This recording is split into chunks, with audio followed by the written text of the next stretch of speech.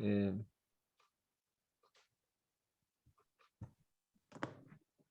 Como ustedes saben, este es un encuentro que realizamos en el marco de la Semana de UNIPE Federal. Es un encuentro que realizamos entre diferentes compañeros y colegas, centrados en el abordaje de la idea de compartir experiencias educativas, en su mayoría asociadas al cambio del formato escolar, bajo la idea de poder pensar en qué medida esta idea del cambio de formato es una idea que puede iluminar los procesos que se están dando actualmente de continuidad pedagógica y de regreso a clases presenciales. La pregunta que intenta trabajar este taller es de qué modo o de qué forma algunas de estas iniciativas pueden ayudarnos a pensar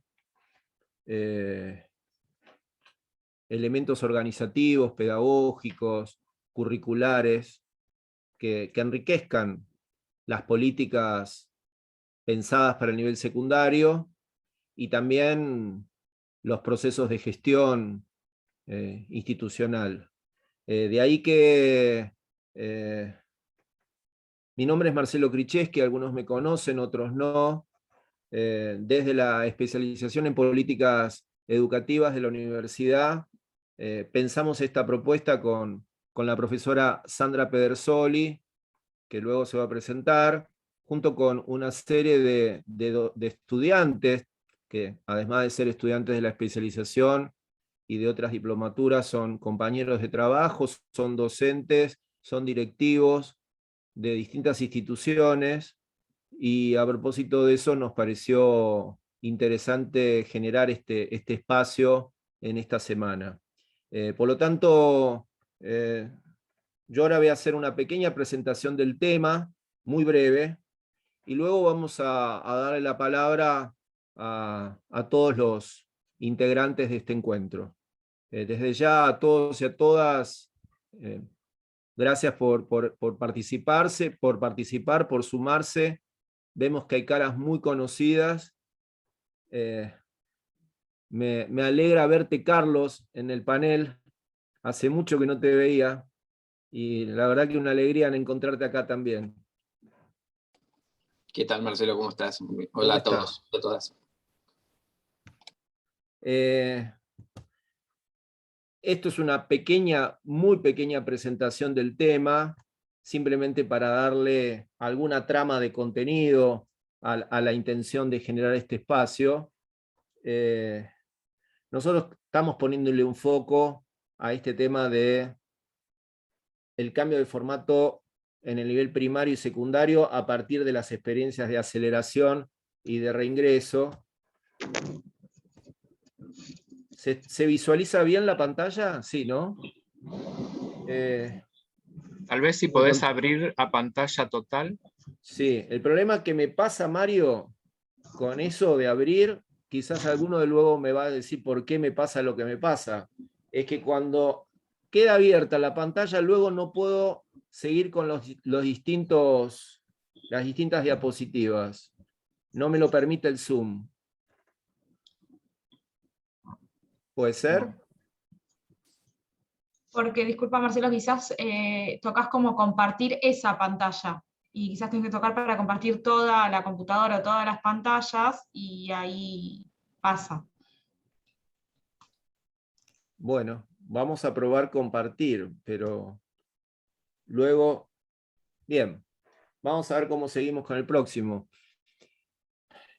Hay un punto de partida, digamos, cuando nosotros hablamos del tema de los formatos y del cambio de forma, que son los orígenes en los últimos 10 o 15 años en torno a este problema, ¿no? Y el problema nace en los últimos 10 años en los debates por esta tensión que se da entre una matriz muy excluyente de la escuela secundaria, procesos de expansión de la matrícula y un contexto simultáneo de políticas centradas en la ampliación de la obligatoriedad, Hay otro punto que uno podría pensar el origen de la búsqueda de cambio de formato, que tiene que ver con las demandas sociales por la finalización de los estudios del nivel, pero también las trayectorias de abandono y repitencia, que dan cuenta de que hay algo de las formas que no terminan de dar respuesta al problema de la escolaridad de los adolescentes y jóvenes. Hay un micrófono que está abierto, perdón. En el nivel secundario.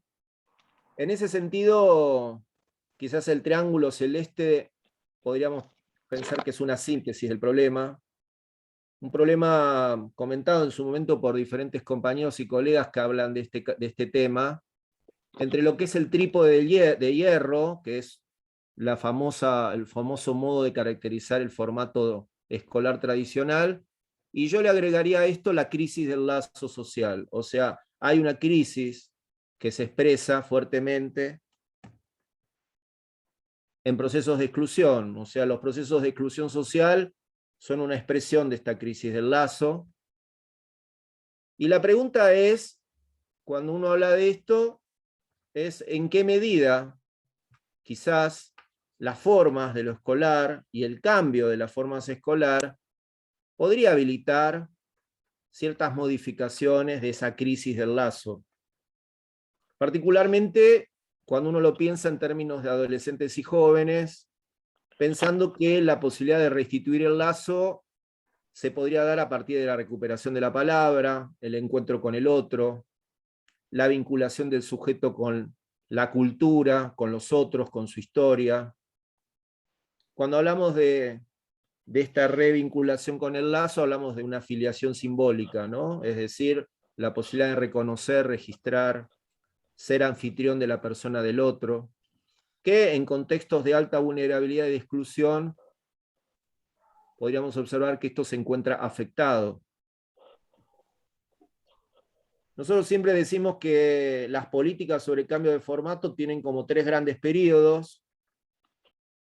Un periodo más propio del inicio de la ley, 2006-2011, cuando hubo una voluntad muy fuerte de ampliación de la obligatoriedad escolar y aparecen una serie de iniciativas focalizadas. Otro más en una lógica más universal, cuando se empiezan a producir políticas de cambio de régimen académico. Y de algún modo, desde el 2015 al 2019, uno encuentra también iniciativas de cambio de formato, bajo la lógica del operativo aprender, bajo la lógica del denominado en su momento MOA, Marco de Organización de los Aprendizajes, asociada a la formación de capacidades, trabajo interdisciplinar en base a proyectos, etc. En definitiva, hoy en el encuentro de hoy nosotros vamos a estar apelando a experiencias asociadas al cambio de formato, quizás en lo que denominaríamos de la primera generación, cambio de formatos asociados a mecanismos de reingreso, de aceleración, que los trabajos nos dicen que en general fueron de baja escala, por los niveles de cobertura en términos de las jurisdicciones que los desarrollaron, pero sí tienen y tuvieron el interés, lo positivo, como producción, la posibilidad de generar esquemas curriculares individualizados, en base a trayectos, en base a itinerarios. Hay un elemento muy fuerte que uno podría decir por qué sostiene uno la idea del cambio de formato, por esta obsesión por eliminar la idea de la repitencia, este indicador que sabemos que es un indicador predictivo de los procesos de abandono de los siguientes años. Y otros elementos que hacen a las relaciones intersubjetivas, ¿no? Fundamentalmente lo que tiene que ver con los procesos de reconocimiento, la construcción de confianzas, como elementos que dan cuenta de ciertas relaciones pedagógicas que se producen en estos espacios. La pregunta para el taller, yo la anuncié al principio, la vuelvo a anunciar quizás ahora de otro modo, tiene que ver con preguntarnos en qué medida las experiencias de cambio de formato pueden ser iluminadoras para pensar y proponer cambios en nuestras instituciones educativas. Yo acá puse de nivel secundario, pero es un error, es para ampliarlo también a primaria, en situaciones de post-pandemia y regreso a clases presenciales. Quizás un poco esto tenía que ver con ordenar un poco el encuadre desde el cual estamos invitando y le damos la bienvenida a todos y todas que están aquí presentes. Y ahora te dejo, Sandra, la palabra para poder darle la apertura a los participantes que han trabajado mucho en el armado de este espacio. Bueno, buenas tardes a todos y a todas. Como decía Marcelo, esta actividad está organizada a partir desde la especialización en políticas educativas. Hemos compartido nuestro trabajo en el marco del Seminario de Políticas Educativas con un grupo de docentes que son cursantes de ese seminario, y como forma de organización de nuestra propuesta didáctica, teníamos un espacio en el cual los estudiantes compartían experiencias vinculadas a las políticas educativas que se abordaban desde lo teórico. En ese contexto, tuvimos la oportunidad de escuchar dos experiencias que nos parecieron muy potentes y que de alguna manera tienen o están fuertemente vinculadas con esta pregunta o enunciado que hacía Marcelo acerca de qué medida estas experiencias que ya fueron en la experiencia concreta pueden aportarnos o darnos herramientas para pensar un cambio de formatos en las instituciones educativas en tiempos de pospandemia. Desde ese encuadre, bueno, yo les voy a presentar a Marta Ocampo, que trabajó desde su rol de preceptora en un aula de aceleración, en una escuela secundaria de Presidente Perón. Silvio Maffeo, por favor, silencie su micrófono. Buenas tardes. Buenas tardes, perdón. Ya lo silencio. Un gusto escucharlo. Bueno, Marta Ocampo, les decía, desde su rol de preceptora en la Escuela Secundaria de Presidente Perón, trabajó en un aula de aceleración, y Leticia Orrego, que desde su condición de directivo trabajó en la Escuela Secundaria 61 de Matanza, a cargo de la propuesta de CESAG.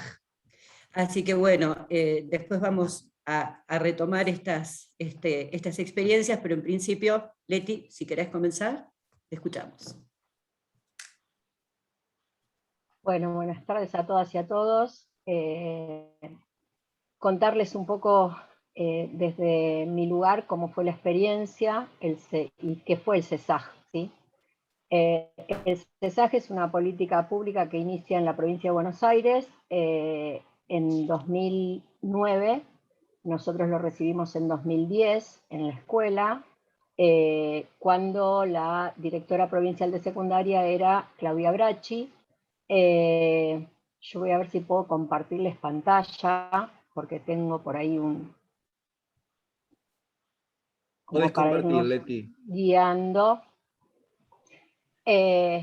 Bueno, CESAG, las siglas CESAG, significa Centro de Escolarización Secundaria para Adolescentes y Jóvenes entre 15 y 18 años. Esta propuesta fue generada luego, como comentaba Marcelo, cuando empieza la nueva ley, esta mirada de inclusión a los adolescentes y jóvenes en la escuela secundaria, y esta necesidad de obligatoriedad que marcaba la ley, que estaba prescrita en la ley, había que hacerla realidad, y quedaban los jóvenes de entre 15 y 18 años fuera del sistema educativo, porque un joven de entre 15 y 18 años que no había iniciado su escolarización secundaria, que no tenía su ciclo básico completo, lo que ocurría era que no tenía lugar en la escuela secundaria por una cuestión etaria, porque bueno, que un chico de 18 años se inicie en primer año era complicado, y tampoco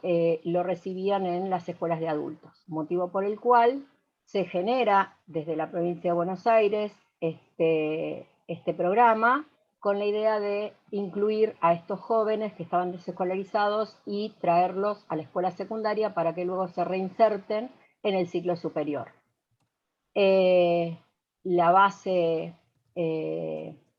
normativa que genera esto, como dije antes, era tanto la Ley de Educación Nacional y Provincial, que ambas promovían la obligatoriedad y la prescribían además, el derecho a la educación de los adolescentes y jóvenes, también prescrito en estas leyes, y se trabajó en conjunto tanto con psicología comunitaria como desde secundaria y desde los centros de formación profesional. ¿Por qué? Porque bueno, estos centros lo que tenían como particularidad, y acá vamos sí por ahí al formato en sí, es que se podían desarrollar dentro de la escuela o en espacios que no pertenecieran a la institución escolar, pero iban a estar coordinados sí, por la dirección de la escuela.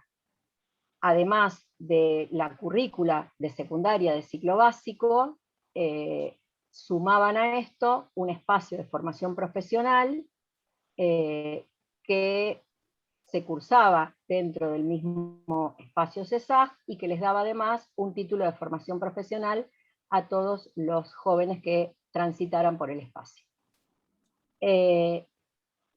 Este espacio de cursada lo que les promovía era poder cumplir el ciclo básico, primero, segundo y tercer año, en 2 años de cursada. La diferencia que tenía con la escolarización normal no solo era el tema de reducir, y bueno, y acá me resuena la palabra de los chicos, ¿no? Que venían cuando se acercaban o cuando los íbamos a buscar para que ingresaran al programa, lo que nos decían es, venimos a hacer el 2x1, porque en realidad ellos lo que hacían era cumplir los 3 años de ciclo básico en 2 años.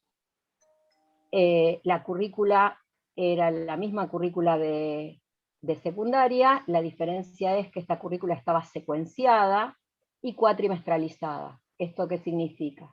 Se dividían los grupos en 2, en el primer cuatrimestre un grupo cursaba un grupo de materias, y en el segundo cuatrimestre el otro grupo, y alternaban los docentes en uno y otro grupo de los 2 grupos que se había dividido la cursada, digamos.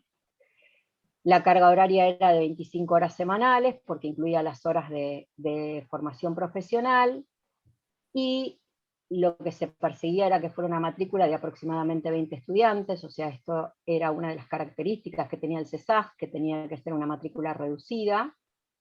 La otra característica que tenía, como les decía, en cuanto a las secuencias didácticas, todas las materias estaban elaboradas y pensadas en secuencias, y cada joven tenía que cumplir 2 secuencias para cumplir su primer año de cada una de las materias.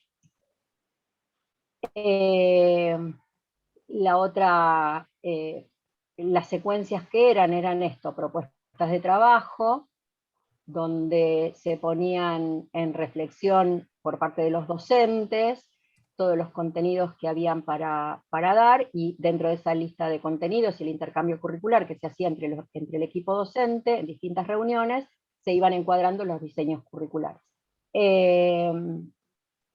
Esto, bueno, desde lo normativo era esto.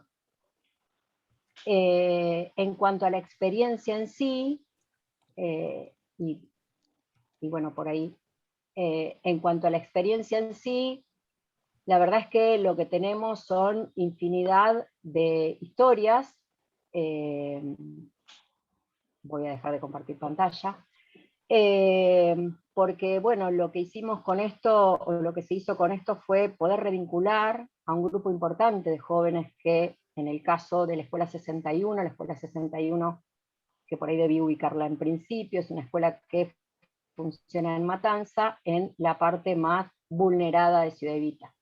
En lo que yo doy en llamar la Ciudad Evita negada, porque no es la Ciudad Evita original, sino es la Ciudad Evita de los barrios que se conformaron con posterioridad, de asentamientos, y bueno, de gente que, de un grupo de población que tiene sus derechos bastante vulnerados, jóvenes que pertenecen a familias ensambladas, con escasos recursos, con muchas veces con todas las cuestiones de adicciones y de todo lo que uno puede presumir que existe en estos barrios donde los derechos no son reconocidos en su totalidad. Entonces, bueno, estos chicos en muchos casos debieron abandonar su escolarización secundaria porque se tenían que hacer cargo de sus hermanos menores, porque sus padres trabajaban, o se tenían que hacer cargo de salir a trabajar para ayudar a sus familias. Nosotros lo que hicimos fue tratar de buscar a este grupo de jóvenes que habían dejado la escuela por alguna razón y reingresarlos en la escuela con esta propuesta. Tuvimos muy buena aceptación, de hecho nuestros cursos superaban los 20 alumnos generalmente, y pudimos trabajar con un grupo de docentes que se comprometió mucho con el proyecto, porque bueno, la otra cuestión que tenía el CESAG era dos cuestiones en relación a los docentes. Una es que tenían un coordinador, tutor, que era el que se ocupaba en lo individual de cada una de las trayectorias de los jóvenes, y los docentes que iban a participar del programa eran elegidos por el equipo directivo. Con lo cual, bueno, tuvimos la posibilidad de seleccionar a aquellos docentes que tuvieran la mirada puesta en la inclusión y en el derecho del joven a su escolarización secundaria. Esto fue realmente muy positivo porque, bueno, nos colaboró en demasía en poder lograr lo que logramos. En realidad, Marcelo logró conocer este CESAC porque él también hizo una investigación ahí, y bueno, ha podido dar cuenta de lo que nosotros hemos podido lograr, porque la realidad es que en un porcentaje bastante alto de jóvenes no solo terminaron con el CESAC, sino que pudieron incluirse luego en la escuela secundaria, en la misma secundaria 61, y en muchos casos terminar su escolarización sin problemas y seguir con una escolarización con el nivel superior o con la universidad. La verdad es que en cuanto al formato, digo, una de las cosas que yo valoro, o que valoramos desde lo institucional, fue que tuvimos muy buenos resultados en esto de que fueran pocos alumnos los que concurrían al programa, o sea que las aulas fueran reducidas, y el tener la relación del 1 a 1 y esta tutora que nos hizo, la verdad, como el vínculo que necesitábamos tener, ¿sí? Que si bien hacía las veces de preceptora, pero también era la que acompañaba a nuestros jóvenes y los seguía cuando por alguna razón faltaban, ya iba a ver qué era lo que pasaba, por qué faltaron, por qué no estuvieron en la clase de tal o cual, o los buscaba para ver si se habían perdido la clase porque estaban enfermos, de qué manera los ayudábamos para continuar, o si no habían entendido alguno de las cuestiones que estaban viendo en alguna de las secuencias de sus materias, de qué manera podíamos irlos ayudando para que no abandonaran el espacio, para que continuaran hasta finalizar su escolarización. La realidad es que con todos los jóvenes que luego subieron, decíamos nosotros, porque en nuestro caso el CESAC funcionaba, si bien dentro de la escuela, pero en un anexo. Nosotros teníamos una construcción lateral que no estaba dentro de las instalaciones de la misma escuela, y la escuela funcionaba en la planta alta, funciona en la planta alta. Entonces los chicos decían, bueno, nosotros estamos estudiando para subir. Cuando ellos llegaban a subir a la planta alta y subían al 4º año de la escuela secundaria, habían obtenido un muy buen lazo social entre sus pares y con los adultos. Y esto los hacía que cuando se encontraban en las clases del 4º año, eran referentes, lograron llegar a ser representantes de curso, y podían representar a todos sus compañeros y tener muy buen diálogo con los docentes. O sea, con lo cual no solo pudieron obtener su escolarización, sino que además también pudieron obtener la palabra que a veces ellos mismos la tenían como autonegada. Les decía que, bueno, desde lo afectivo tuvimos un contacto muy diferente de los jóvenes con los docentes, a punto de que, bueno, siempre que hablo del CESAG recuerdo una historia donde la escuela pasó a ser el lugar de referencia. Si bien la escuela en estos barrios suele ser el lugar de referencia, porque, bueno, no hoy, que por suerte tenemos algunas otras cuestiones ya dadas en los barrios más vulnerados, pero en aquel momento todavía no lo teníamos, entonces, bueno, la escuela era como el lugar de la sala de salud, el lugar de referencia, la iglesia, digo, para todo. Los chicos se referenciaban en la escuela para llegar a pedir un auxilio o alguna cuestión. Y bueno, y tuvimos un caso de uno de nuestros jóvenes que era de origen boliviano, que había transitado por su escuela primaria y cuando llegó a la secundaria no lo había podido lograr, porque en realidad el problema que él tenía era que en su casa su idioma era el cacán, y no había superado el 6º año de la escuela primaria, pero nunca se había podido comunicar, ni oralmente ni por escrito, en español. Cuando este chico llega al CESAC, la verdad es que hicimos con todos los docentes y con otros compañeros de cursos más altos que también en sus casas tenían este idioma, logramos hacer que este nene pudiera, nene ya joven de 17 años tenía, casi 18, pudiera comunicarse, pudiera empezar a establecer vínculo con sus pares, y en el medio de su cursada, un día a las 7:30 de la mañana, porque a esa hora ingresaban los chicos a la mañana al CESAG, se encuentra en la escuela buscando a su tutora, Carmen, muy angustiado, porque bueno, lo que venía a contarnos era que su mamá, que aún vivía en Bolivia, había fallecido, él vivía acá con su hermana, y la única que podía viajar era su hermana, por lo cual él estaba pasando y transitando esta situación de duelo solo. Así que el único lugar donde él había podido llegar a transmitirnos su situación, luego de haber podido también comunicarse después de el trabajo maravilloso que hicieron los docentes, había sido la escuela. Digo, Leticia, sí. sí, Hoy vamos, terminamos. sí, vamos cerrando. Y tal vez reponer dos cosas: el momento en el que se llevó adelante esta experiencia de la que estás hablando y específicamente tu rol, ¿no? Desde dónde estás pudiendo relatarnos esta experiencia. Bien. La experiencia empezó en la escuela en 2009 y tuvimos 3 cohortes. Cada cohorte era de 2 años, así que nosotros tuvimos 2009-2010, 2011-2012, 2013-2014. 3 cohortes de las que logramos que alrededor del 70% de los jóvenes terminaran su escolarización secundaria. Y yo lo cuento desde el lugar que ocupaba en aquel momento, que era como directora de la Escuela Secundaria 61, hoy estoy trabajando como consejera escolar en La Matanza. Les agradezco a todos haberme escuchado, y bueno, seguimos conversando y la escuchamos, creo que a Marta ahora. Bien, muchísimas gracias. Sí, ahora la escuchamos a Marta. ¿No? ¿Ya está? ¿Sí? ¿Estoy habilitada ya? Sí, Marta, Sí. estamos escuchando. Buenas tardes, mi nombre es Marta Ocampo, soy alumna de UNIPE y de la clase del profesor Marcelo. Y bueno, mi experiencia, la experiencia que voy a presentar, lo voy a hacer a través de un PowerPoint, donde fui preceptora en el año 2018 de la Escuela de Educación Secundaria número 1 del distrito de Presidente Perón, y la localidad era Guernica, es Guernica.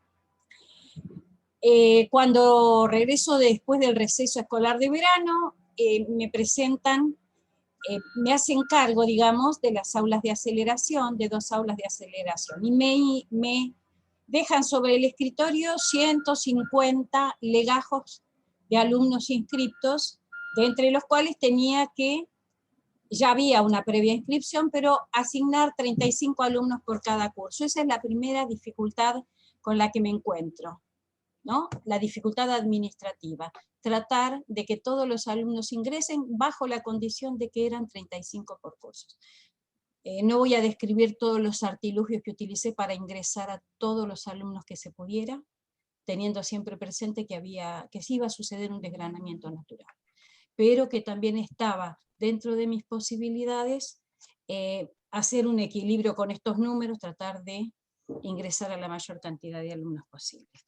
Estos alumnos que ingresan a las aulas de aceleración eran alumnos entre 14 y 17 años, alumnos que habían abandonado la escuela, la secundaria básica en primero, segundo o tercer año, y que a través de esta propuesta de aulas de aceleración se los quería incorporar al sistema educativo nuevamente. Bueno, acreditando, por supuesto, los aprendizajes del ciclo básico.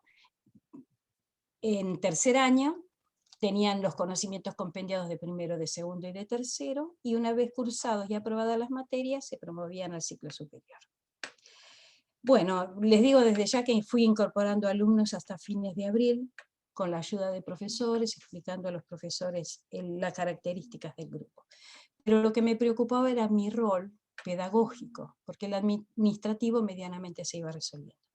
Entonces me cuestionaba realmente, ¿no?, qué sentimientos anidaban en estos jóvenes que no habían asistido a la escuela durante un periodo de 2, 3 y hasta 4 años. ¿Qué expectativas tenían? ¿Qué ocasionó el abandono? Y es un poco el mismo panorama que describió Leticia. Padres que tenían que ir a satisfacer necesidades básicas, padres que hacían changas, madres ubicadas en casas de familia con horas alternadas, porque a veces dejaban de trabajar también. Entonces, toda una situación muy compleja con estos alumnos, que quedaban a cargo de la casa, de los hermanos, de la comida, de la limpieza, todas actividades domésticas que no eran medianamente propias de un joven de esa edad, ¿no es cierto? Entonces, busco ayuda en estos colaboradores que van a ayudarme en este proyecto que quiero empezar a iniciar, y me remití directamente a todo el personal que en algún momento trabajó en la escuela y con los cuales tenía vincularidad. Y entonces les pido ayuda para ver cómo podía tratar a estos jóvenes, cómo los podíamos incentivar, qué es lo que podíamos hacer. Entonces, lo primero que hicimos fue echar mano del marco general de política curricular, comenzar a ver los principios, los criterios, ¿no es cierto?, que se sustentaban. Entonces comenzamos a reconocer, como nos dice el marco general, la vinculación. ¿Qué tipo de vinculación? La vinculación entre estos nuevos jóvenes que ingresaban y las autoridades de la escuela, los directivos, los profesores, el personal no docente de la escuela. Y también un tercer personaje en esta trilogía, podríamos decir, eran los padres. Este triángulo, escuela, institución, alumnos y padres, tenía que estar en continua interrelación para que esto no cayera. Consideramos al alumno el sujeto pedagógico, pero ¿sujeto a qué? Sujeto a su propia psiquis, sujeto a sus propias dificultades, sujeto a su propia familia, a la realidad de su familia, a su historia personal, a la historia local, a la historia incluso del país. Lo consideramos desde todos esos ámbitos a estos jóvenes. Y también, que es fundamental, consideramos que ellos, al incorporarse también a la escuela, iban a ser actores claves en la escuela, protagonistas en la escuela. ¿De qué? De los aprendizajes y de todas las actividades que desarrolláramos mediadas por el currículum. Pero fundamentalmente para nosotros eran, y para mí en particular, que era la preceptora que llevaba todo esto adelante, son sujetos de derecho. Sujetos de derecho que no sabían que eran sujetos de derecho. Entonces hubo que enseñarles que eran sujetos de derechos y que se animaran a ser los ejecutores, los que llevaran adelante estos derechos, los que ejercieran estos derechos. Entonces, bueno, ¿cómo íbamos a hacer todo esto? Nos propusimos, y me propuse en concreto, estos objetivos: la inclusión, la permanencia, la terminalidad y el egreso. Pero yo sabía que para llegar y arribar a una terminalidad y a un egreso, tenían que tener inclusión, pero sobre todo permanencia en la escuela.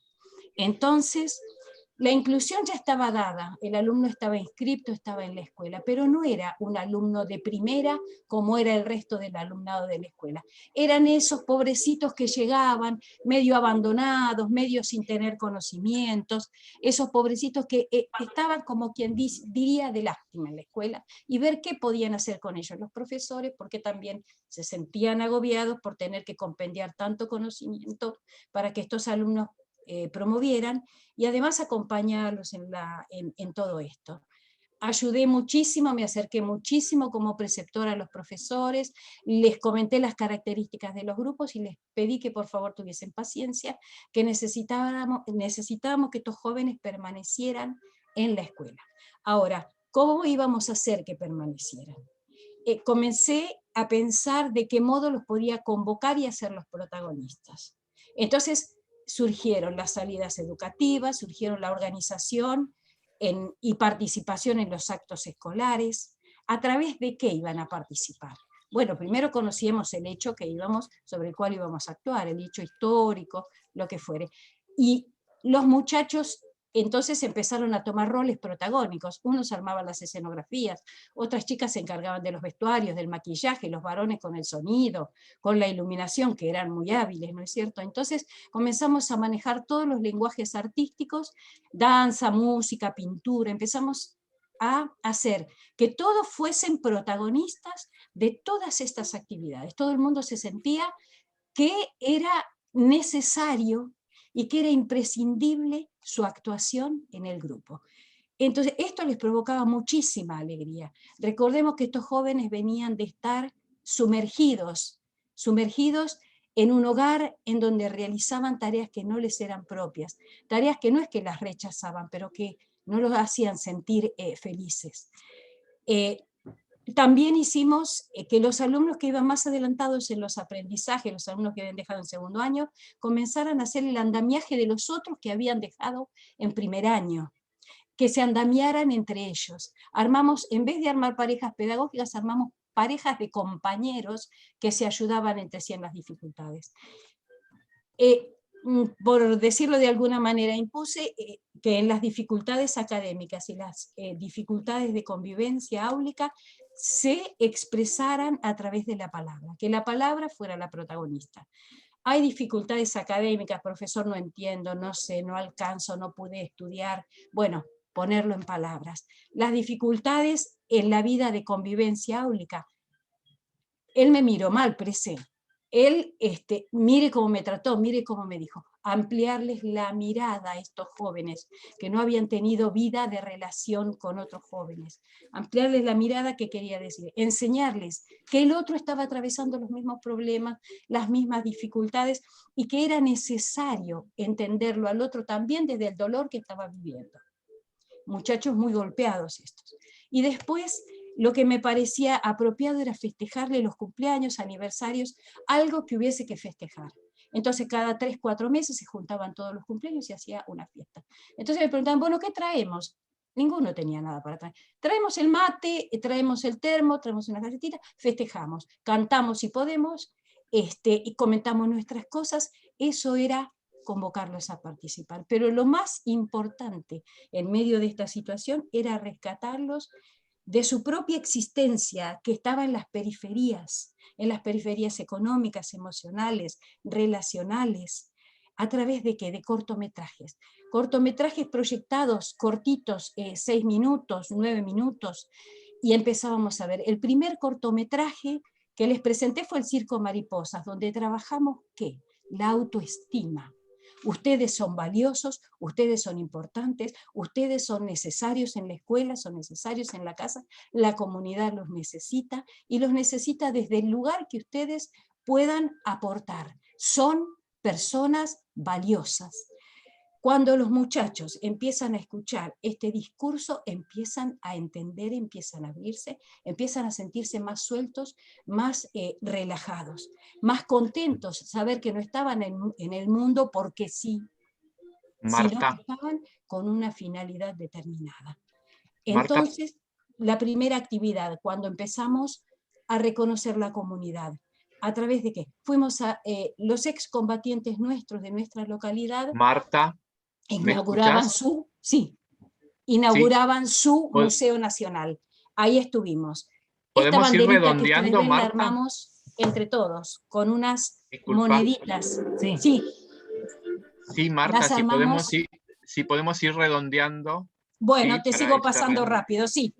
Conocimos cerrando. el museo, lo visitamos, participamos en la charla con ellos, y después hicimos otras salidas más.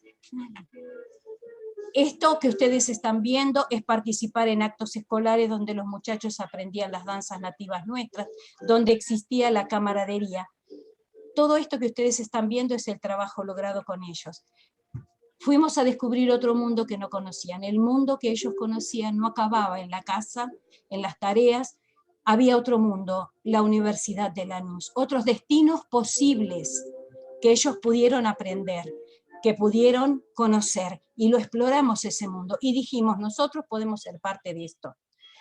Visitamos también con los profesores siempre el Museo Etnográfico, conocimos muy de cerca todo nuestra historia, la historia latinoamericana, y aprendimos en pocos momentos, en pocas horas, lo que era un conocimiento tedioso llevado adelante durante horas y visto a través de la hoja de un libro. Conocimos Buenos Aires, conocimos toda la noche de Buenos Aires, y esto fue una experiencia interesante. Su profesor de matemáticas era también pianista, terminaba, se recibía, ofrecía su obra al mundo en el Salón Dorado. Pedimos permiso, nos concedió permiso, orgulloso de que sus alumnos estuvieran ahí. Ustedes imagínense, alumnos de un contexto de una gran pobreza, que participan en un concierto de música clásica, que participan estando en un lugar, en un Salón Dorado, nunca podían haber arribado a estas cosas si la escuela no hubiese sido el vehículo que los llevara hacia eso. Conocieron también la obra de la Fundación Soldi, conocieron los frescos en la capilla de Soldi, de la mano de su profesor de lengua, de la mano de su profesora de artística y de la mano de su profesora de ciencias sociales. Conocieron toda esta realidad inexistente, esto que les estaba negado, esto que estaba prohibido para la gente pobre porque no alcanza para esto, alcanza para necesidades básicas. Entonces la escuela se ponía a disposición de estos jóvenes y de estos padres, proporcionándoles. Estos jóvenes adquirieron Marta, no solamente la formación propia de los contenidos disculpa, curriculares. Marta. Sí. Sí, nos quedamos con esta idea de la escuela a disposición de estos muchachos, de estos jóvenes. Listo. ¿Sí? Gracias. Perfecto. Muchas gracias, Marta. Perfecto. Gracias, Marta, gracias, Leti. Siempre las vuelvo a escuchar y me conmueven sus relatos nuevamente. Como parte de la actividad hemos convocado también a otras compañeras, en principio Ana Rosa Filiodó, inspectora de secundaria, y a Flavia Brocheta, que ahora directora también del nivel secundario y también exalumna nuestra en la diplomatura de políticas educativas, y ellas seguramente tienen algunos comentarios para hacernos antes de abrirnos a un espacio de intercambio. Chicas, no sé, Flavia, Ana. ¿Te parece, Flavia, que comience? Dale, dale. Bueno, buenas tardes a todos y a todas. Muchas gracias por la invitación y para poder tener esta oportunidad de sentarnos a poder pensar juntas y juntos, ¿no? Ante la propuesta de Sandra y de Marcelo, y poder escuchar las experiencias de Leti y de Marta. Yo me quedé pensando, ¿no? Y en cada una de ellas lo que aparece es una fuerte valoración y reconocimiento para las historias de vida de cada uno de los pibes y pibas que iban a las escuelas, ¿no?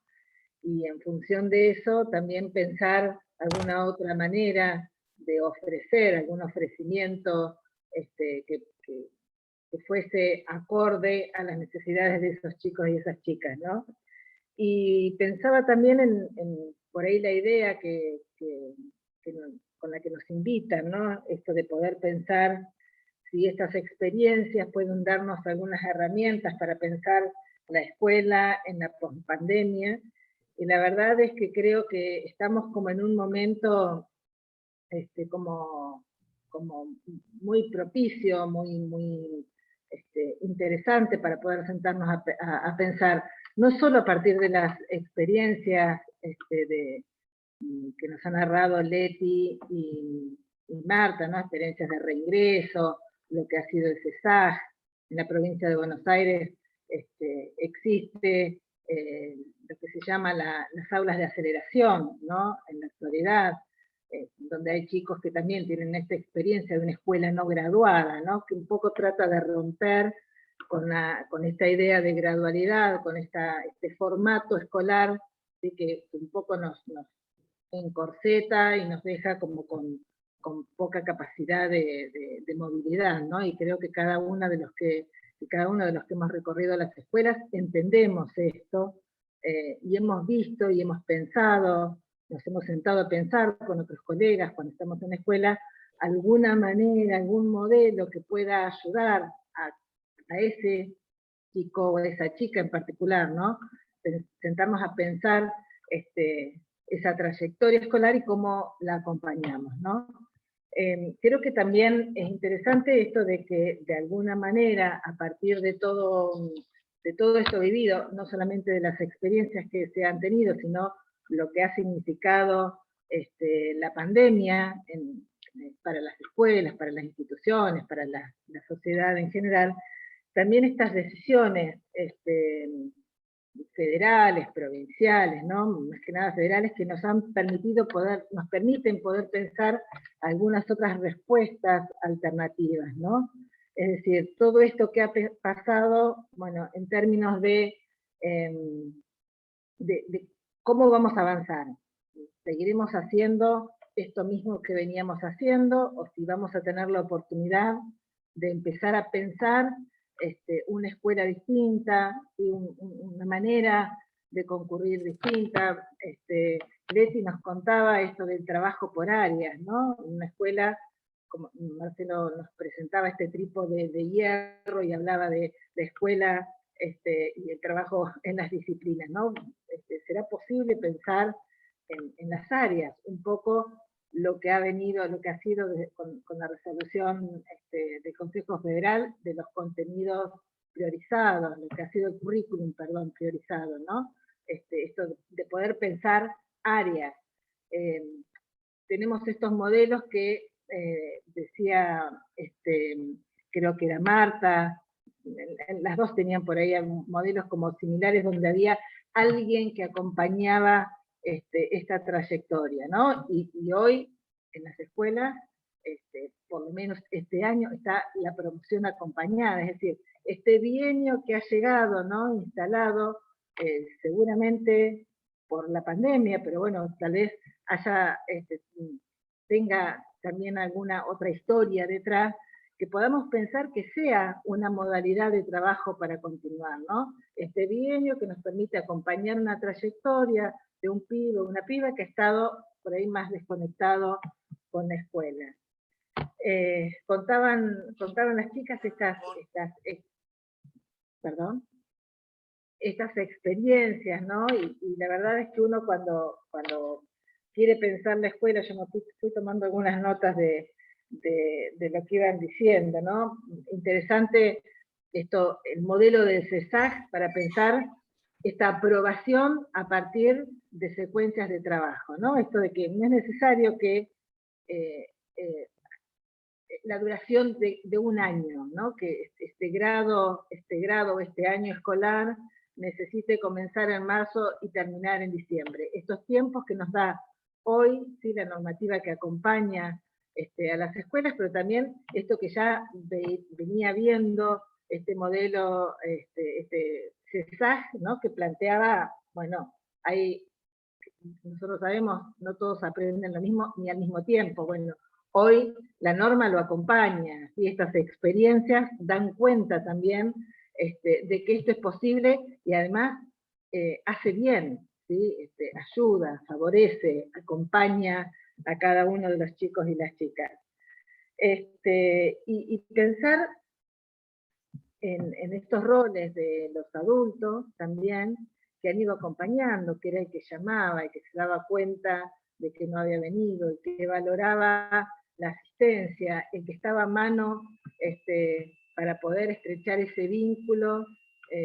Me parece que por demás son experiencias que nosotros podemos capitalizar para una escuela que se viene, ¿no? Una escuela que se viene que también nos tenemos que poner a pensar, una escuela que volverá a ser absolutamente presencial, 5 días a la semana. Hoy las escuelas secundarias, 5 días a la semana, ¿sí? 5 horas todos los días, con contenidos, ¿sí? Intensísimos por ahí para trabajar. Hoy sigue siendo lo que los adolescentes, los chicos, las chicas necesitan, o tenemos que estar preparando de alguna otra manera los pibes, las pibas. Creo que por ahí no solamente la comunidad, la sociedad se lo merece, sino también lo merecen cada uno de los jóvenes, ¿no? Aquellos que hemos trabajado, yo he sido inspectora en la provincia de Buenos Aires, en experiencias en secundario, digo, pero también en primario hay propuestas para acompañar la trayectoria en el marco de lo que ha sido el anexo 6, cuando pensamos una propuesta para este joven, para esta joven, de acuerdo a sus intereses, a sus realidades, a sus posibilidades, ¿no? Cada uno hemos podido ser interpelados y poder pensar la subjetividad de esos chicos, de esas chicas, y también ese reconocimiento que después sabemos que viene atrás, ¿no? Porque como dice Leti y Marta, para ellos la escuela vuelve a tener otro lugar con esta propuesta, ¿no? La escuela se pone desde un lugar interesante para cada uno de los chicos, ¿no? Y nosotros, bueno, poder capitalizar eso. Seguramente tengo alguna nota más que fui tomando y podré por ahí, si le parece a mis compañeros, avanzar y si tengo alguna nota más que se me haya perdido acá de las que estoy tomando. Bien, gracias Ana, muchas gracias. Flavia. Hola, buenas tardes a todos y a todas. Realmente valoro mucho, agradezco a la UNIPE y a todos ustedes por compartir este espacio y por dedicarle tiempo, que es algo muy valioso que tenemos a pensar esto que hacemos, esto de lo que vivimos y lo que nos nutre, porque creo que todos los que estamos hoy acá tenemos un sentimiento y una amorosidad hacia la tarea, tanto la experiencia de Leti como la experiencia de Marta. Una de las cosas que más me llama la atención siempre que uno escucha estos intentos de garantizar el derecho a la inclusión y el derecho a la educación, se hace desde la amorosidad, y implica un esfuerzo y un compromiso que no está siempre, obviamente, ni hablar de remunerado, porque el trabajo nuestro como docentes y como directivos pareciera circunscribirse solo a lo que hacemos en el aula. Entonces todas estas experiencias de cambio de formatos incipientes requieren de un trabajo extraescolar, extracurricular, fundado en los vínculos y en el afecto y en la amorosidad y en la dedicación. Me habían quedado algunas cosas que decía Leti, esto de los chicos que venían a hacer el 2x1, o que estudiaban para subir, y digo, no se me hacía el paralelo con el 2x1 de cuando uno está cumpliendo una condena y está procesado sin, quizás porque mi título de base es de ser abogada, entonces todo lo vinculo con lo jurídico, pero a veces uno vio experiencias en las instituciones que pareciera ser una condena, y que uno estaba ahí teniendo que cumplir algo que no cerraba, que no entraba, como la anualidad, la gradualidad, las disciplinas, la separación tan tajante entre los contenidos, y esta necesidad de que tenga algún sentido el conocimiento dentro de una institución, más en un nivel secundario, cuando nuestros chicos y chicas empiezan a crecer y a plantearse el mundo, y parece que uno les propone como experiencia formativa en este nivel 10 espacios diferentes, con 10 docentes diferentes, con 10 propuestas muchas veces diferentes, y que todo dependa siempre de la voluntad o del compromiso que pueda tener un plantel docente, o un directivo, o una gestión, y a veces ni siquiera eso, a veces de las posibilidades de formación y de conocimiento que uno tiene que tener para organizar una institución y para generar estas propuestas. Entonces se me venía a la mente la pregunta que se hacía Flavia Terigi en ese texto del 2008, los cambios en la escuela secundaria, por qué son necesarios y por qué son tan difíciles. Y en general, cualquier cambio que sea innovador y que implique salirnos de las estructuras, de los lugares comunes, del sector de confort en donde uno se siente cómodo solamente porque lo viene haciendo rutinariamente, implica un esfuerzo muy importante. Hoy creo que los cambios de formato se dieron y se vienen dando desde la obligatoriedad del nivel y la incorporación de tantos chicos y chicas que antes quedaban ineludiblemente afuera del sistema, y que hoy están o ingresan, no sé si eso, evidentemente, todos los que estamos acá creo que coincidimos en que el ingreso no garantiza la inclusión, que no es esa la inclusión a la que garantiza el derecho a la educación. Entonces, hace años que nos venimos planteando cómo trabajamos para que esta inclusión sea real, y que los haga parte estos chicos y chicas del conocimiento socialmente construido. Y esa es una pregunta que nos hacemos todos los que trabajamos el nivel, y que tuvimos que enfrentar un salón y decir, bueno, ¿y ahora qué? ¿Cómo hago para que se lleven algo? Para que se lleven algo significativo, para que su experiencia no sea una condena que quieran sacarse de encima con un 2x1, sino que sirva. Y dentro del anexo 6 hemos hecho varias propuestas que siguen quedando a la voluntad y a las posibilidades de cada institución.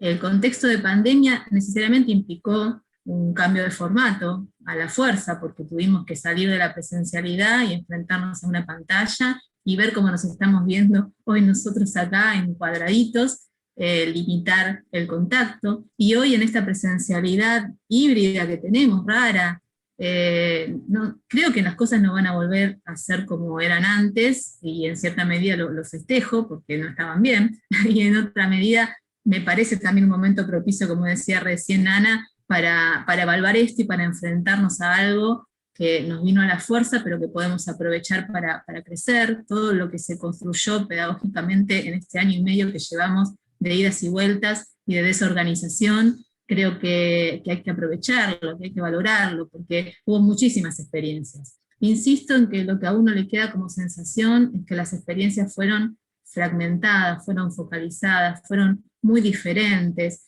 fueron muy disímiles, que la desigualdad quedó sumamente expuesta, pero quedó expuesta en todos y todas, no solamente en los modos de relacionarse con el conocimiento y de aprendizaje de nuestros estudiantes, sino en los modos nuestros como docentes y como equipos directivos, como equipos de orientación, como personal no docente, en cuanto a posibilidades, a conocimiento y a prácticas. Y que estos nuevos formatos que se fueron dando en la práctica sería necesario realizarlos de una manera crítica, pensada, para que puedan ser aprovechados y puedan ser mejorados. Hoy nos están pidiendo un regreso a una presencialidad, nos están pidiendo una integración por área, se bajan normativas, se hizo los documentos del Consejo Federal y los documentos del currículum prioritario en provincia, y les estamos pidiendo a los profesores que trabajen con el par pedagógico o con sus compañeros y compañeras de área, pero no tenemos tiempos institucionales, no tenemos espacios de formación, no tenemos. Entonces uno, cuando ve las dificultades a las que se enfrenta y se pone a pensar, evidentemente es necesario experiencias un poco más organizadas, un poco más compartidas quizá, y estos espacios en los que estamos ahora son fundamentales. Hace rato que la secundaria no está a la altura de las necesidades y del paradigma de la educación como derecho, y una obligatoriedad formal y simplemente en un papel tampoco es lo que establece la legislación, ni lo que establece el paradigma, ni lo que queremos como educadores y como trabajadores de la educación. Entonces me parece que sí es un buen momento para pensar todas estas cuestiones, para leer, para escucharnos, para compartir y para trabajar y para intentar nuevas formas, y que sí se necesita en estos espacios un compromiso, que de hecho se ve, por lo menos en este momento con tantas políticas públicas, que existe por lo menos una intencionalidad, y que hay que ir en ese camino y que hay que intentar que también el cambio de formato en lo pedagógico venga acompañado de un cambio administrativo, en lo organizacional, porque si no va a ser un poco difícil. Quizás estoy un poco pesimista y se me ocurre ver todos los problemas en esto, porque estoy nueva en una gestión y veo todo lo que digo que en la teoría está bárbara y las intenciones están geniales y hablamos todos de inclusión, y cuando uno lo tiene que llevar eso al aula, con los chicos o con los docentes, se enfrenta con un montón de problemáticas. Pero en el medio también nos encontramos con un montón de gente dispuesta, con un montón de compañeros, compañeras que están pensando y que a veces trabajan muy en soledad. Entonces, la construcción colectiva es fundamental y la recuperación de experiencias como estos espacios y como esta universidad en particular y como nuestras instituciones a nuestro interior, a nuestra tarea cotidiana, esta recuperación de estos espacios para visibilizar la problemática que existe y las posibilidades que tenemos de construir alternativas son fundamentales. Y no me quiero extender demasiado más, así podemos socializar la palabra. Y vuelvo a agradecer, Marcelo, Sandra, Ana, todavía soy alumna de la diplomatura, todavía no terminé, les agradezco porque es una experiencia maravillosa estar en esto. Porque la Semana Federal de la UNIPE, genial, ya había participado de otros encuentros en la que hubo a principio de año.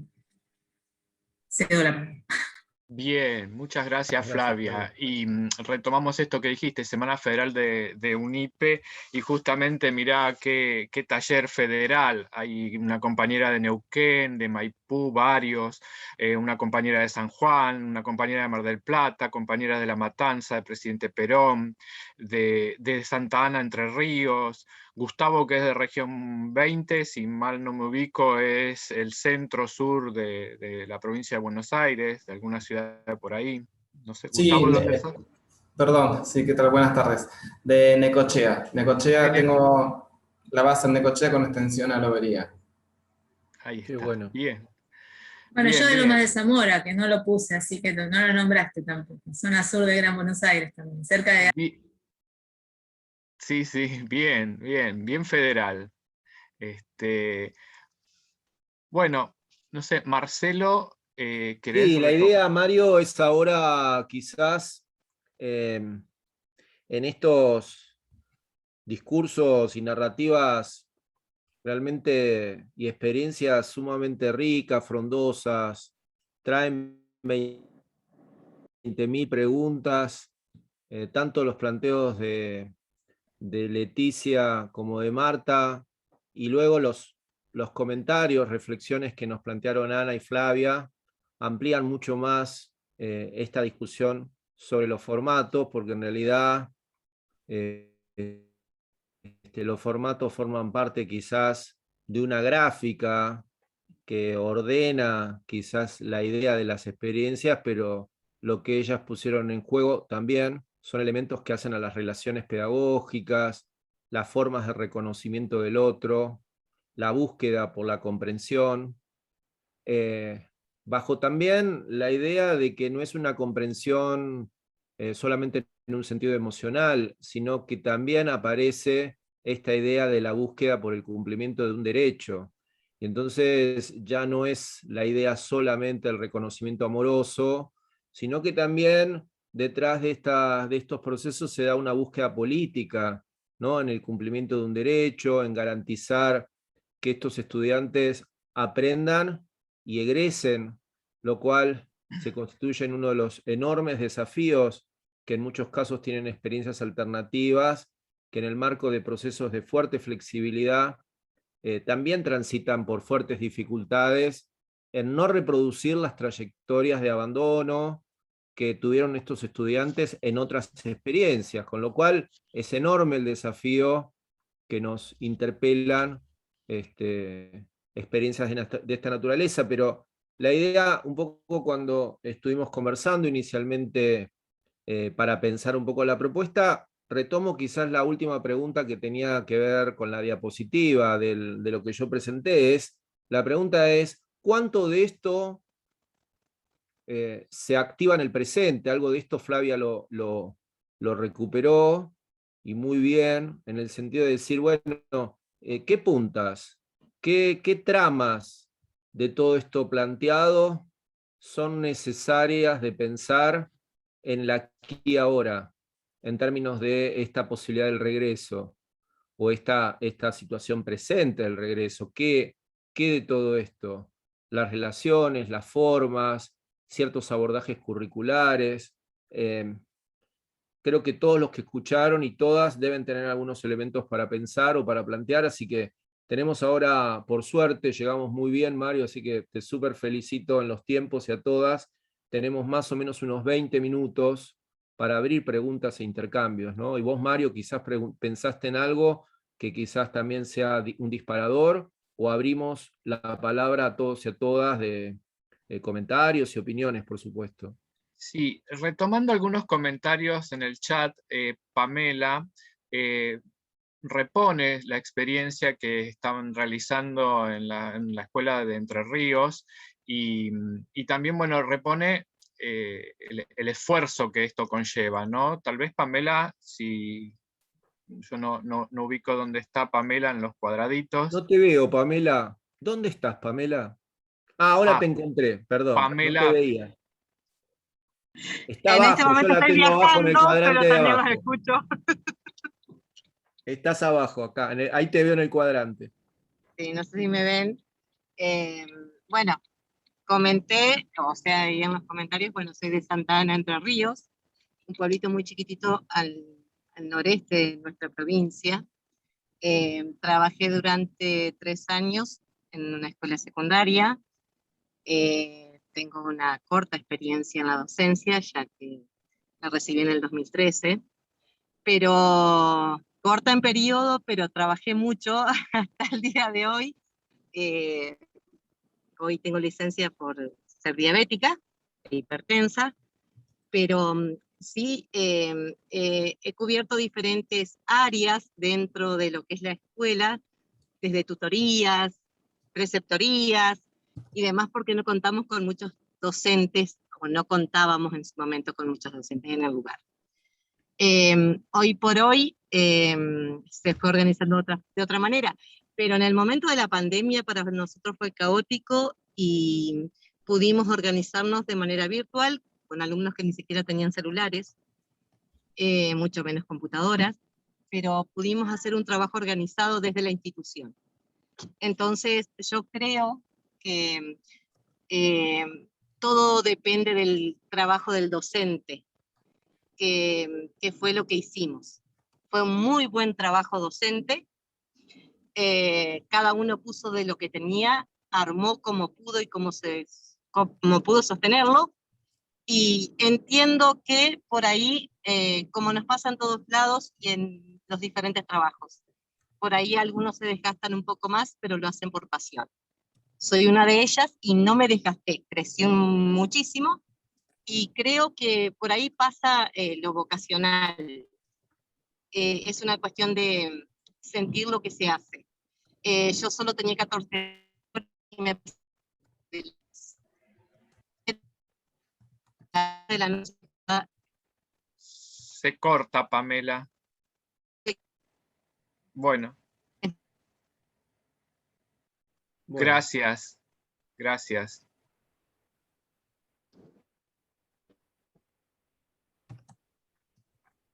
Bueno, gracias, Pamela, por compartir. Un poco el planteo cuando Marcelo nos mostró el primer PowerPoint partía también de un diagnóstico de una crisis de lazo social, ¿no? Y de alguna manera las narrativas que hemos podido escuchar de Marta, de Leticia, giraban en torno a cómo se reconstruyeron esos lazos sociales, ¿no? Cómo se recuperó la palabra de esos estudiantes que de alguna manera, según sus relatos, eran ignorados o no eran vistos. Se recrearon nuevos espacios, nuevos tiempos, y sobre todo se revinculó y se revalorizó el trabajo del acompañamiento. Me preguntaba yo, ¿no? Después de haber escuchado varias veces esto del acompañamiento y el otro día también en otro taller, la demanda de los estudiantes del acompañamiento, ¿por qué está tan lejos, ¿no?, de nuestras prácticas el acompañamiento cuando básicamente es una de nuestras primeras funciones también, ¿no? El acompañamiento al estudiante. Y en este planteo por ahí me pregunto, ¿tiene que ver con el formato?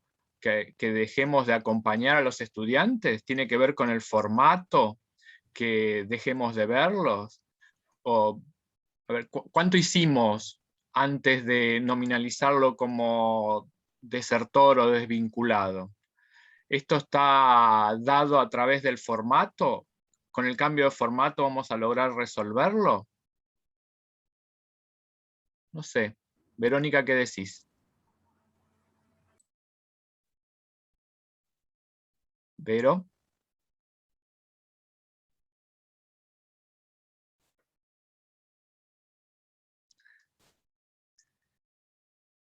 Bueno, cualquiera, quien quiera. No está Vero. Bueno, voy yo. Bien. Ahí está Verónica, ahí va. No, bueno, te escuchamos. No, me quedé pensando, bueno, me voy a presentar, soy Gustavo Riedel, inspector de enseñanza del nivel secundario, de región 20, como dije, Necochea, Lobería. Me quedé pensando en esto que decían, esto último, ¿no? De las concepciones que tenemos desde la práctica docente y las concepciones que tenemos del perfil de egresado, ¿no? En la escuela secundaria. Y me quedé pensando también en el acto educativo como una intencionalidad pedagógica, pero también política, ¿no? Y tiene que ver con esta configuración de la subjetividad que hacemos de nuestros estudiantes y también de nuestros pares. Y me quedé pensando en algo que tiene que ver con la caracterización, ¿no? ¿Cómo caracterizamos a ese estudiante que tenemos delante nuestro y cómo caracterizamos a nuestros pares que trabajan con esos estudiantes y en esa escuela, con ese formato, con esos tiempos, con esos espacios, con esa gramática y con esa cultura institucional? Me parece que si no comprendemos o no enseñamos a aprender a comprender, digamos, este tipo de situaciones que, bueno, hoy nos atraviesa una pandemia, ¿sí? Pero la escuela secundaria, como bien decía Flavia, tuvo y tiene muchos problemas en cuanto a esto, ¿no? Desde lo formal y desde lo, yo digo, desde lo hecho, ¿no? Desde lo que pasa en la realidad, ¿no? Hay como un abismo, ¿no? Digamos que como un puente de cristal que claramente digamos, con las prácticas de intervención, ya sean desde la supervisión, pero también desde los equipos docentes y los equipos de conducción, me parece que es importante esto, ¿no? Entender ese contexto, entender el punto de partida como para poder acercar una intervención que realmente esto, ¿no? O sea, que lo que decía hoy, escuchaba la experiencia de Marta, ¿no? Esto de alumnos y alumnas que por ahí no tienen esa posibilidad, ¿no? De apropiarse de ese bagaje cultural que les corresponde por derecho, ¿sí? Entonces, habilitar esas posibilidades me parece que es una de las funciones y que tiene que ver con la práctica docente, ¿no? Pero me parece que es una de las principales funciones que deben tener por lo menos los equipos docentes y por supuesto los equipos de conducción.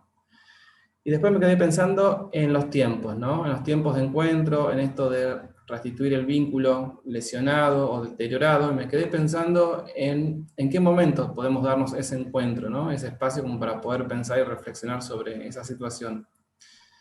Y creo haberlo leído a Marcela, me parece, en algún momento que él en una entrevista, él dijo, bueno, el mejor momento para planificar una escuela es en febrero, ¿no? Cuando miramos la escuela que vamos a tener durante todo el año, ¿no? Esa primera etapa creo que es fundamental, ¿no? Como para pensar y planificar junto al equipo docente, junto, bueno, a todos los actores institucionales, todo ese trabajo institucional que se va a desarrollar durante el ciclo lectivo.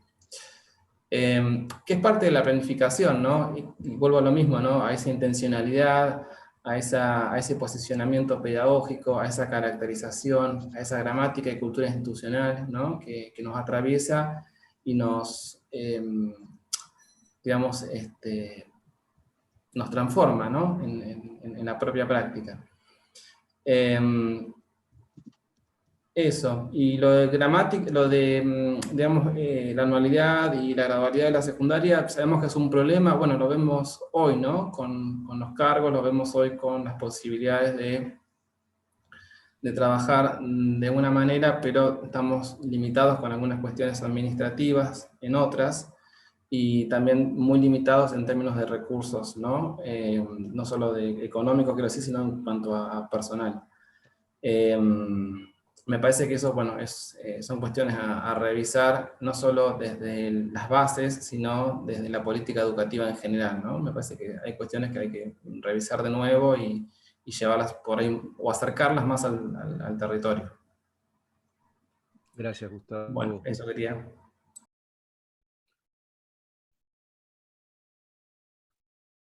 ¿Puedo agregar algo? Sí, Leticia. Gracias, Gustavo. Bueno, lo que les quería contar es que, antes de terminar, porque sé que falta poquito, es que nosotros a partir del CESAG en la escuela, la verdad es que repensamos la escuela hacia adentro, porque teníamos un problema importante de deserción en segundo año y en cuarto, y era algo que en el CESAG no nos pasaba. Entonces empezamos a replantearnos con el equipo docente que estaba en el CESAG qué era lo que nos estaba pasando al interior de la escuela. Y la verdad es que entendimos que el formato del CESAG era el que colaboraba. Esto de la cuatrimestralización hacía que los chicos tuvieran su resultado antes, y esto lo favorecía. Motivo por el cual iniciamos la cuatrimestralización en el año 2014 de primer año. Hoy la Escuela 61, de la que ya yo no soy directora, pero en 2021 se cuatrimestralizó hasta sexto año. La Escuela 61 tiene un formato cuatrimestralizado en parejas pedagógicas, trabajando con bastante similitud a lo que era el CESAG en toda la escuela secundaria. Y bueno, los resultados son espectaculares porque, bueno, de hecho hemos crecido en matrícula y hemos tenido que ir abriendo los cursos para poder hacer la cuatrimestralización. Tenemos una base de 4 primeros años y terminamos con 4 sextos años. Bien, entonces la escucha como acción de reconocimiento ha permitido cambiar la gramática institucional, la gramática de trayectorias escolares en esa institución. Sí, Mario, yo no sé si yo quería, vos hiciste una pregunta, Leti algo contestó, luego también Gustavo hizo un aporte muy importante. Yo quisiera, como también se me ocurre, que me parece que en esta reunión surge una discusión medio que es interesante, ¿no? Porque uno se pregunta, ¿son elementos propios del organizativo, institucional, en eso que Mario dijo, el formato, en términos de esa gramática organizacional y pedagógica que le da sentido a la posibilidad de poder pensar el cambio? ¿O hay otra cosa que tiene que ver con esas relaciones pedagógicas, esos procesos más de carácter intersubjetivo? Desde mi idea, desde lo que yo pienso, son dos procesos que van juntos. Y quizás uno podría pensar cómo se contaminan en los actores, porque las identidades de los docentes, el tipo de trabajo docente, cuando se incluyen en estrategias de esta naturaleza, comienzan también a producir, de algún modo, formas de relaciones que tienen estas características, o por convencimiento, o porque hay algo de la trama institucional que empuja a la construcción de otro tipo de subjetividad. Entonces, lo que yo digo es que frente a la pregunta que hace Mario, que es una muy buena pregunta, entiendo de que la forma no la podemos pensar solo en clave, podríamos decir, estructural, o solo en clave de si tiene itinerarios o tiene trayectos, o si tiene cuatrimestralización o no tiene. Yo podría decir que esa me parece que es un modo de comprender la forma muy institucionalista o muy en el plano organizativo, pero para mi comprensión, si no visualizamos otros elementos del cambio de las formas que tienen que ver con otros modos de reconocimiento del otro, me parece que el abordaje del formato es incompleto. Esa por lo menos es mi perspectiva, y de ahí yo creo que estas dos dimensiones, yo estoy convencido de que empujan nuevos modos de entender lo que es la escuela secundaria o necesidades del cambio de la escuela secundaria en el contexto de pospandemia, ¿no? Bueno, simplemente un comentario. Debe ser que trabajamos mucho juntos, Marcelo, porque la verdad es que fui tomando apuntes y retomando algunas de las cuestiones que se han dicho, y por supuesto que siempre los recursos materiales y humanos cuentan, y a ver, no vamos a discutir si son necesarios o no. También apareció un tema que tiene que ver fuertemente con la redistribución de los tiempos, con repensar si presencial, si tiene que ser así, si no. Bien, podemos poner muchos componentes ahí vinculados más a lo organizativo, pero me quedé pensando en esto, ¿no? En el valor de reponer y de volver a poner en primer plano, como cuando estudiábamos, el valor del vínculo pedagógico.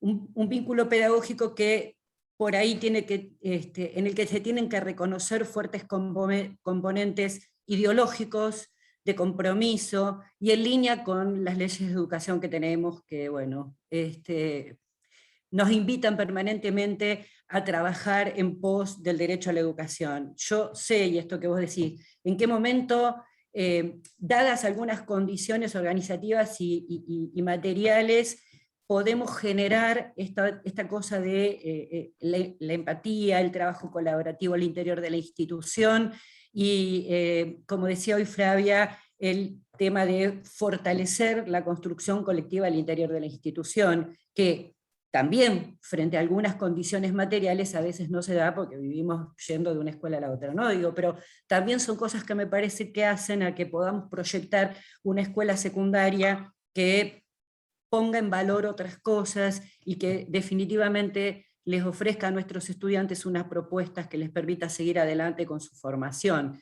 que es una de las tareas importantísimas, digo, no necesariamente para que todos vayan a la universidad, pero para que elijan un oficio, para que tengan un trabajo, para que puedan insertarse en la vida adulta desde la productividad y la satisfacción personal, ¿no?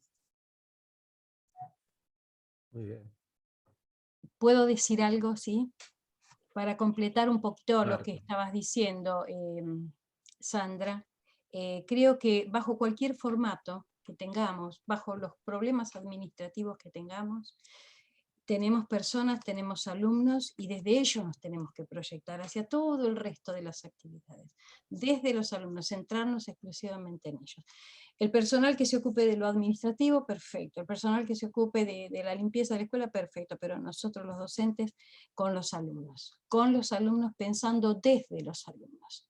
No hay otra manera de que el alumno permanezca en la escuela y egrese, porque cuando enfrentan las familias dificultades, son los jóvenes los primeros que dicen, no, en la escuela me enseñaron esto, en la escuela tal cosa, en la escuela tal otra. Y la escuela llega a adquirir un protagonismo impensado dentro de la familia. Cuando el joven entiende la importancia de estar en la escuela, cuando el joven entiende que en la escuela es reconocido, es querido, es mirado, no es invisibilizado, las cosas cambian.